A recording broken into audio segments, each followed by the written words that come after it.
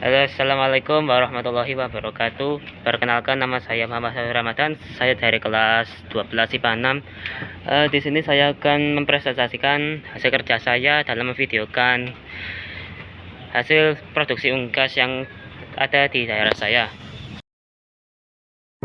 Unggas adalah hewan ternak yang memiliki bulu di seluruh tubuhnya dan kaki yang bersisik. Unggas adalah jenis hewan yang termasuk ke dalam kelompok burung-burungan. Ciri-ciri lain dari unggas adalah memiliki sayap dan paruh serta bulu pada tubuh permukaan tubuhnya. Untuk budidaya unggas dibutuhkan sarana dan peralatan yang harus disediakan terlebih dahulu.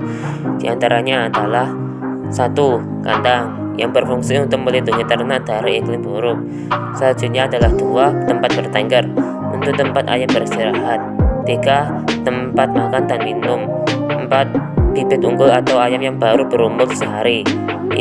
Pakan campuran bahan-bahan makanan yang sesuai bagi unggas. 6. Vaksin untuk menimbulkan kekebalan tubuh bagi unggas. Setelah semua peralatan budidaya unggas sudah terkumpul, dibutuhkan tahapan dan hal-hal penting yang harus diperhatikan agar dapat menghasilkan ayam berdaging yang berkualitas baik.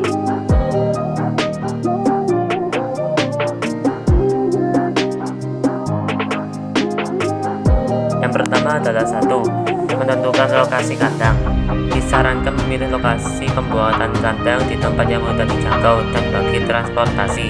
Namun akan lebih baik jika kandang diusahakan berada di tempat yang tidak bising, jauh dari pemukiman penduduk hingga dekat dengan sumber air. Yang kedua yaitu kandang yang cocok bagi unggas. Dari video yang saya buat ini terlihat kalau kandang yang digunakan menggunakan sistem tertutup atau closed house.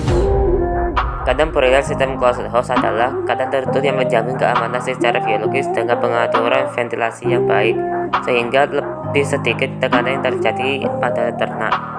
Tujuannya yaitu menyediakan udara dan iklim yang kondusif bagi ternak sehingga meminimalkan tingkat stres.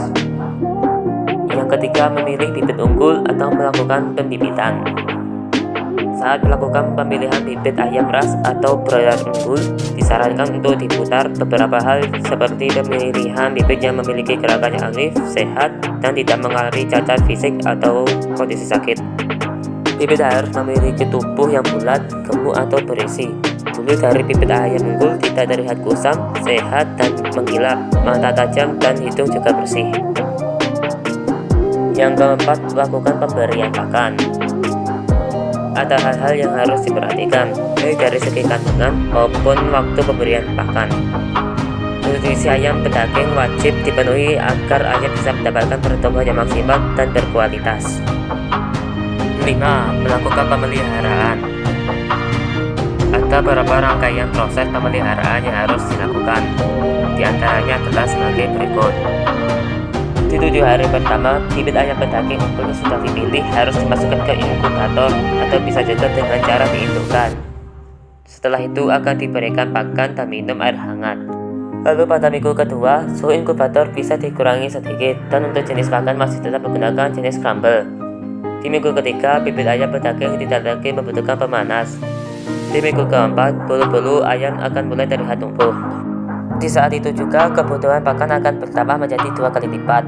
Pada minggu kelima sudah harus dilakukan pembersihan kandang secara rutin untuk menjaga kondisi kandang tetap bersih. 6. Masa panen. Cara menangkap ayam bisa diterapkan secara perinci, yaitu dengan memegang kaki ayam secara perlahan, lalu pegang bagian dada dan angkat ke atas. Hindari menangkap ayam dengan menarik salah satu sayap ayam, karena hal tersebut akan membuat ayam lebih tidak bisa diam dan mudah panik. Jika ayam sudah siap selesai panen dan siap dijual, maka ayam perlu ditimbang bobotnya ketika masih hidup. Yang terakhir, mencuci dan melakukan sanitasi kandang.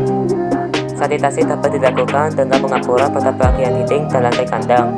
Selain itu, untuk menghindari dan mengatasi adanya penyakit dan hama pada kandang, bisa dilakukan dengan penyemprotan formalin. Jika kandang telah selesai disanitasi, maka kandang perlu didiamkan selama kurang lebih 10 hari sebelum memasukkan bibit baru. Mungkin itu saja yang bisa saya sampaikan. Jika ada kesalahan kata, mohon dimaafkan. Saya Muhammad Ramadan dari kelas 12 IPA 6. Salam.